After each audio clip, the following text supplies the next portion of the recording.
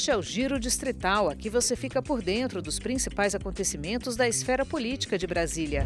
Nesta edição, semana de votações. Deputados distritais aprovam diversos projetos de lei antes do recesso parlamentar.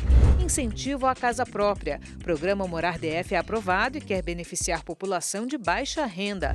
Lar Doce Novo Lar. Projeto aprovado pela CLDF institui política para imigrantes vivendo no Distrito Federal. Fiscais eleitos. Reportagem reforça a importância do papel fiscalizatório exercido pelos parlamentares. E, claro, também vamos destacar o que foi notícia na Câmara Legislativa na última semana de junho. A última semana de trabalhos antes do recesso parlamentar foi repleta de votações na Câmara Legislativa. Diversas matérias foram apreciadas na sessão do dia 25. Entre as propostas aprovadas pelos distritais está o projeto de Lei de Diretrizes Orçamentárias, a LDO.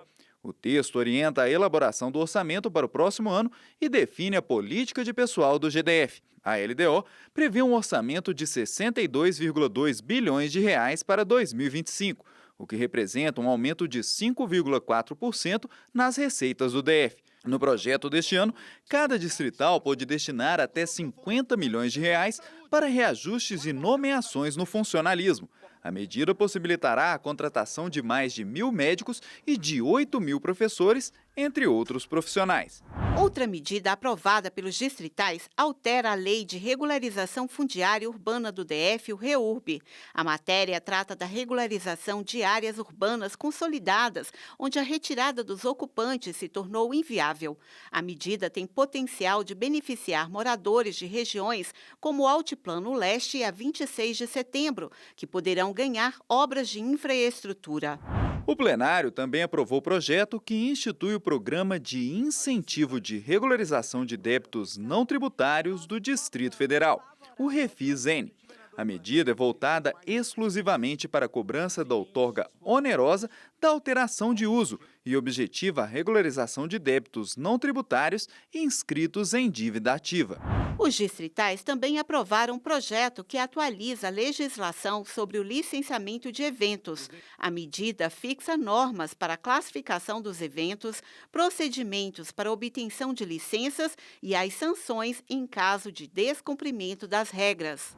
Outra medida aprovada pelo plenário retira o Fundo para Geração de Emprego e Renda do DF da prática de reversão de superávit financeiro ao Tesouro. De autoria do deputado Rogério Moro da Cruz, a medida preserva os recursos do fundo, que hoje financiam políticas públicas para a criação de empregos e de oferta de crédito para empreendimentos rurais e urbanos. Os deputados também aprovaram medidas voltadas ao fortalecimento dos direitos das mulheres. Entre esses projetos estão o que institui o programa Banco Vermelho, que prevê a instalação em espaços de grande circulação de bancos vermelhos com mensagens de prevenção à violência contra a mulher, o que pretende vetar a veiculação, transmissão e o compartilhamento de cenas de violência contra a mulher, e o que cria o canal de denúncia Mulher Não Se Cale, que visa facilitar as denúncias de violência contra a mulher, e o que obriga a divulgação dos sites e sistemas de consulta de antecedentes criminais para a proteção das mulheres. Outra medida aprovada prevê a garantia de matrícula de irmãos na mesma escola da rede pública. De autoria do deputado Robério Negreiros, a medida prevê que, em caso de inexistência de turma para algum dos irmãos, a matrícula dele deverá ser assegurada na unidade de ensino mais próxima em que exista turma para aquele ano letivo. Outras propostas aprovadas na sessão do dia 25 instituem políticas voltadas à população imigrante no âmbito do DF e de estímulo ao empreendedorismo na terceira idade. Os distritais também aprovaram um projeto do deputado Eduardo Pedrosa que reconhece o airsoft e o paintball como práticas esportivas no DF. A criação do Estatuto do Pedestre também foi aprovada pelo plenário. De autoria do deputado Gabriel Magno, o projeto prevê a criação de um plano de mobilidade a pé, um sistema de informações sobre mobilidade a pé e de um comitê gestor sobre o assunto. Os parlamentares também aprovaram um projeto do deputado Joaquim Roriz Neto que amplia o limite de refeições por usuário nos restaurantes comunitários. Com a medida, cada usuário inscrito poderá adquirir até 4 refeições por turno.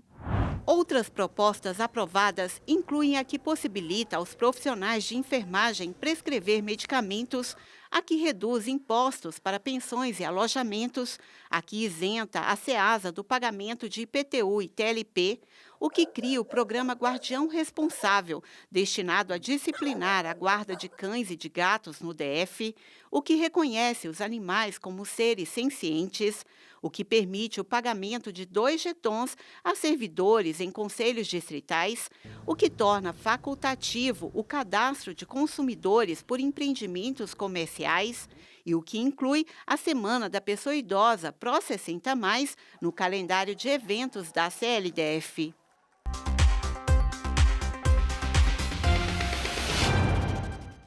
Esta semana, a maioria dos ministros do Supremo Tribunal Federal decidiu que o porte de maconha para uso pessoal não pode ser considerado crime.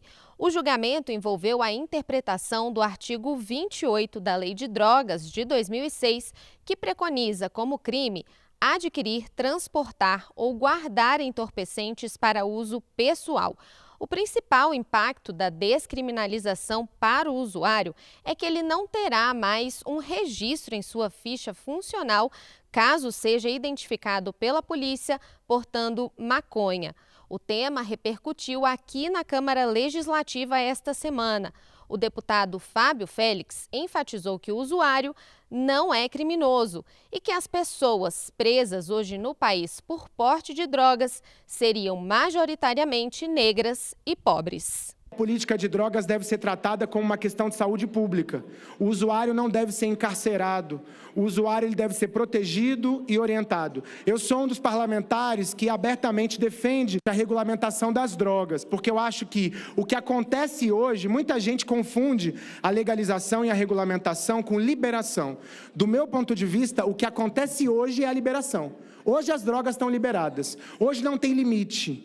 Hoje não tem regulação. Hoje o jovem rico usa à vontade e não tem abordagem policial, enquanto o jovem pobre, preto e periférico, ele sofre abordagem policial quando é usuário. Então, acho que a decisão do Supremo vai fazer justiça à população pobre e periférica desse país, preta, pobre e periférica, fazendo justiça quando não vai ter como consequência o encarceramento desse segmento da população. Então, a regulamentação das drogas, ela sim põe fim à liberação que existe hoje. Então, a descriminalização do usuário, sem dúvida, é um passo e um acerto do Supremo Tribunal Federal, a quem eu parabenizo, porque o usuário não é criminoso, o usuário não deve ser preso e encarcerado nesse país.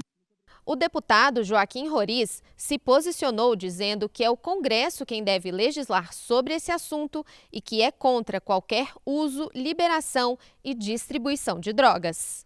Quando o deputado faz referência a essa acepção de que uma parcela da população não é perseguida por usar drogas e a outra é perseguida por usar drogas, eu só queria deixar o meu posicionamento, não só como líder do PL, não só como parlamentar, representando o Distrito Federal, mas como pai, que a gente é contra qualquer tipo de uso de drogas aqui no Distrito Federal, e eu fico muito feliz em saber que os nossos conselheiros tutelares estão aqui hoje, porque eu tenho certeza que isso é uma luta diária dos nossos conselheiros tutelares, famílias que são destruídas pelas drogas.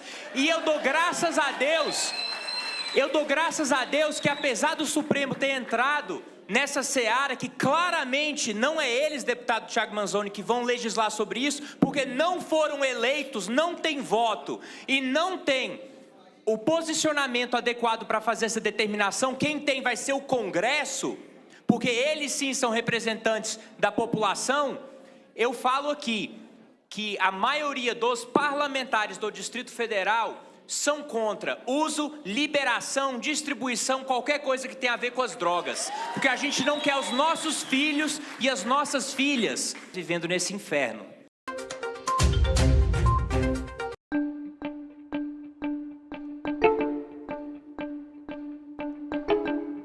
Com Comprar um imóvel é um objetivo difícil de alcançar para a maioria das famílias de baixa renda. José Augusto, mais conhecido pelos amigos como Baiano, tem 37 anos e sonha com a casa própria, mas o aluguel mensal compromete metade do salário que recebe no ofício de zelador. Meu sonho é ter minha casa própria, para eu poder sair do aluguel e dar uma vida melhor para minha filha. Uma coisa difícil, né? Você todo mês tirar mais de R$700 do seu salário para pagar o aluguel. Fica muito difícil na vida do trabalhador, né, que ganha só um salário mínimo. É complicado. O sonho da casa própria vai ficar mais fácil de realizar. Famílias de baixa renda serão beneficiadas pelo programa do governo Morar DF. A proposta, que destina R$15 mil para a compra da casa própria, vai beneficiar famílias habilitadas na Companhia de Desenvolvimento Habitacional do DF, a CODAB. A CODAB, empresa que cuida dos programas habitacionais do GDF, está organizando um chamamento público voltado à iniciativa privada para que empresas cadastrem empreendimentos no perfil do programa. Para a população participar do Morar DF, o interessado deve cumprir alguns requisitos, como explica Marcelo Fagundes, diretor-presidente da CODAB. Renda bruta familiar de até 5 salários mínimos, residir no Distrito Federal há pelo menos 5 anos, ou provar que não residindo no Distrito Federal, residindo na região metropolitana do entorno, que trabalha no Distrito Federal há 5 anos. O governo sancionou o Morar DF no dia 17 de junho. R$110 milhões serão empregados na primeira parte do programa ainda este ano. A CODAB possui uma lista de 115 mil pessoas na fila por moradia no DF. A CODAB, quando a gente entrega um imóvel, a gente não entrega uma parede, a gente não entrega tinta, a gente não entrega telha. A gente realiza um sonho, a gente entrega uma mudança de vida, a gente entrega dignidade. O líder do governo na CLDF, deputado Robério Negreiros, explica que a iniciativa do GDF, aprovada por unanimidade na Câmara Legislativa, vai beneficiar especialmente as famílias que estão há bastante tempo na lista de espera pela casa própria e não possuem os recursos necessários para dar o valor de entrada no financiamento do imóvel. E sair do aluguel, eu acho que isso é uma alegria assim, das pessoas como um todo, que é um sentimento de pertencimento muito grande. Você ter uma casa que você possa gastar seu dinheiro efetivamente e estar ali numa coisa sua, mesmo você pagando ali todo mês, ela é sua. Está ali registrada no seu nome e isso é muito importante, que é um patrimônio familiar. Segundo o Observa DF, entidade da Universidade de Brasília que trata de políticas públicas, entre as pessoas não contempladas com programas habitacionais de interesse social, 87% aguardavam há mais de 5 anos na lista de espera, sendo que 59% aguardavam há mais de 15 anos. No DF, somente 48% dos moradores têm casa própria, uma situação que contrasta com a renda domiciliar do brasiliense, que é considerada a maior do país. Na avaliação do presidente da ADEME, instituição que reúne empresas do mercado imobiliário, falta oferta no mercado. Isso tudo foi causado por quê? Por uma falta de oferta de imóvel, com isso o imóvel ficou caro. Então, todo esse incentivo do governo, de subsídios, etc., vem nessa direção de resolver esse problema. O déficit habitacional, que no DF está em torno de 13%, é um dos principais desafios encontrados nas regiões administrativas com menor renda. O presidente da ADEME comenta que o DF também enfrenta o problema da população do entorno, que trabalha e estuda na cidade e recolhe os impostos em Goiás. Se você colocar ainda mais essas pessoas, que muitas delas lá com certeza vivem de aluguel também, então você vê que o déficit é muito maior. Então a gente tem que criar uma maneira de ofertar imóveis dentro do Distrito Federal para essas pessoas poderem voltar para o Distrito Federal e recolher seus impostos. De acordo com dados do IPDF sobre a demografia habitacional da capital, existe uma demanda potencial de 100 mil domicílios no DF e 66% do déficit habitacional ocorre por causa do ônus excessivo do aluguel, que é quando as famílias comprometem mais de 30% da renda mensal somente para quitar o aluguel. A Câmara Legislativa do Distrito Federal aprovou uma lei importantíssima, que foi a do cheque dos R$15 mil, que vai ajudar bastante a resolver esse problema. da pessoa conseguir adquirir um imóvel legalizado, feito dentro de um planejamento urbano, que é o desejo de toda a sociedade, né? Que seja feito tudo dentro de um planejamento e de uma maneira correta. Para baiano, um auxílio de R$15 mil é a chance que faltava para conseguir fugir do aluguel. Mesmo que seja um valorzinho básico, para a pessoa conseguir, era ótimo.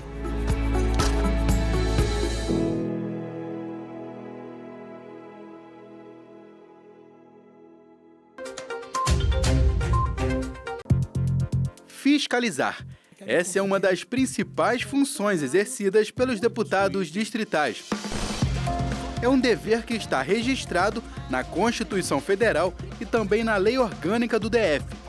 Essa fiscalização pode ser no âmbito do próprio mandato ou através de órgãos da Câmara Legislativa, como das comissões. A Comissão de Educação, Saúde e Cultura, por exemplo, realizou 17 visitas técnicas a unidades hospitalares desde 2023. 4 delas foram no hospital de base. Em fevereiro do ano passado, nós fizemos uma visita no hospital de base, a partir de uma denúncia que chegou na comissão sobre a cozinha do hospital de base, que tinha barata, rato, teto quase caindo. E essa visita foi muito importante, porque depois da visita ela resultou numa representação que nós fizemos ao Tribunal de Contas, que já resultou numa alteração do contrato, no caso no hospital de base do IGES, com a empresa que era responsável pelo cuidado e pela manutenção da cozinha. Quando a gente faz uma visita técnica no hospital, isso abre para nós campo de visão, porque a gente está indo e está vendo o problema em loco. Particularmente, eu posso te dar, inclusive, um relatório de uma visita que eu fiz ao HRT, segundo andar da HRT, muito estragado. Eu tive lá, o Dr. Zé William pediu um recurso, eu coloquei, ele reformou todo o segundo andar, junto com emenda minha e de outros parlamentares. Eu fui lá dar uma olhada, ficou show. Há poucos dias, a CLDF emitiu uma nota de repúdio a um vídeo em que a vice-presidente do Conselho Federal de Medicina, Rosilane Nascimento, criticou a fiscalização de parlamentares a unidades de saúde. Segundo ela, esse tipo de trabalho poderia causar transtorno aos servidores, usuários e aos serviços. A deputada Deise Amarilho, que é enfermeira de formação, discorda desse posicionamento. Essas fiscalizações nunca tiveram esse objetivo. Os profissionais, inclusive, se sentem muito gratos por essa fiscalização, porque a gente busca também melhorar a questão da qualidade de trabalho, porque hoje o que a gente vê na saúde é que muitos trabalhadores estão trabalhando sem condições de trabalho, falta insumo, o déficit de servidor é muito grande, e nós temos excelentes profissionais.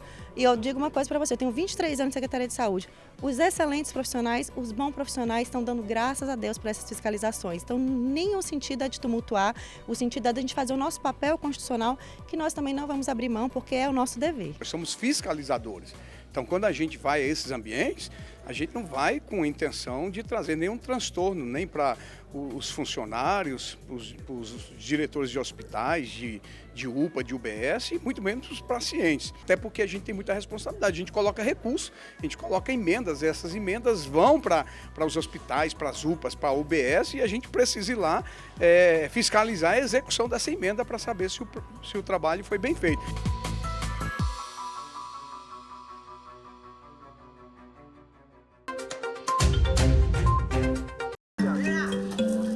Quem não quer um futuro melhor para a família? Foi essa busca que motivou a venezuelana Maria Gabriela a largar tudo em seu país e tentar uma vida nova no Brasil com seus 2 filhos, Sebastián, de 9, e Diego, de 14 anos. A situação econômica ou política e buscando uma melhor qualidade de vida para meus filhos, ou para, sobretudo para o meu filho Diego, ele tem autismo, e essa foi uma das principais razões por a qual a gente virou para o Brasil.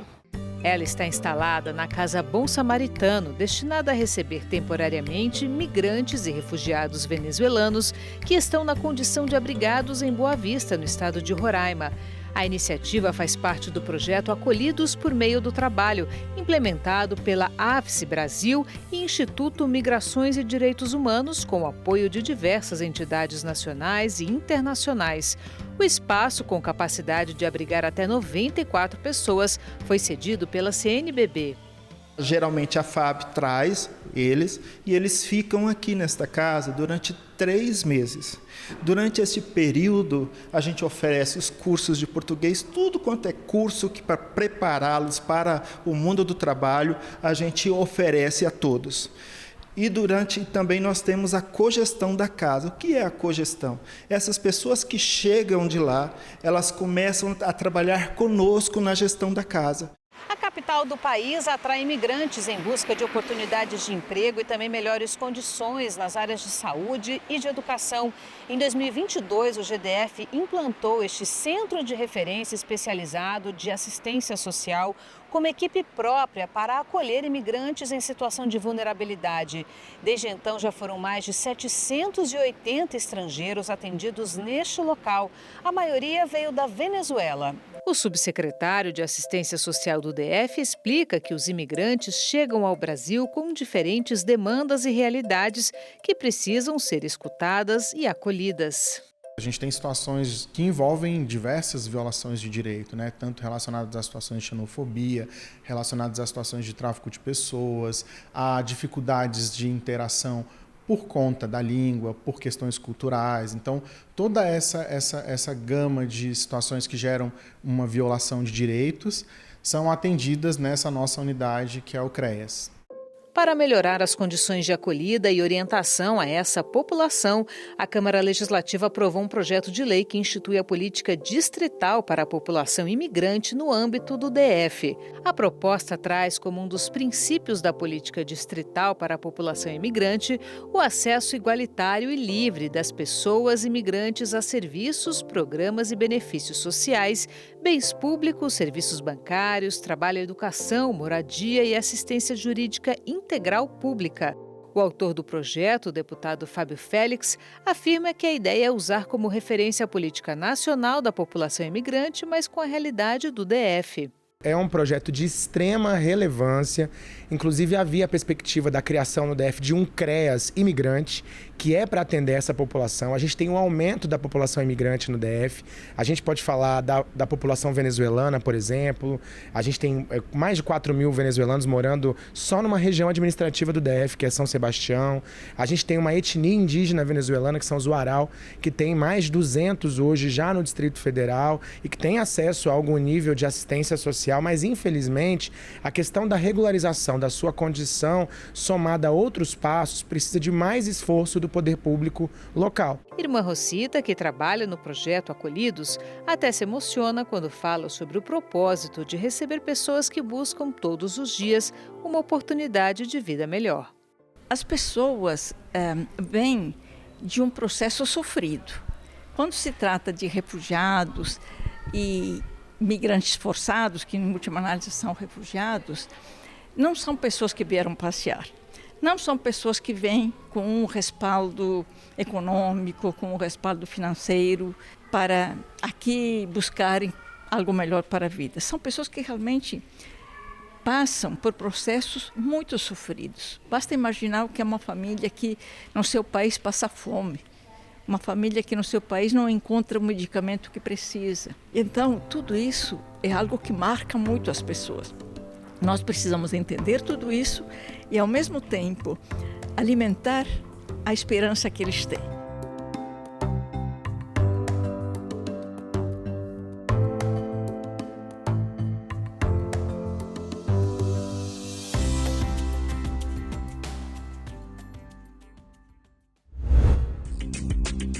E não se esqueça, para outras informações sobre os trabalhos da Câmara Legislativa, acesse o portal de notícias da Casa.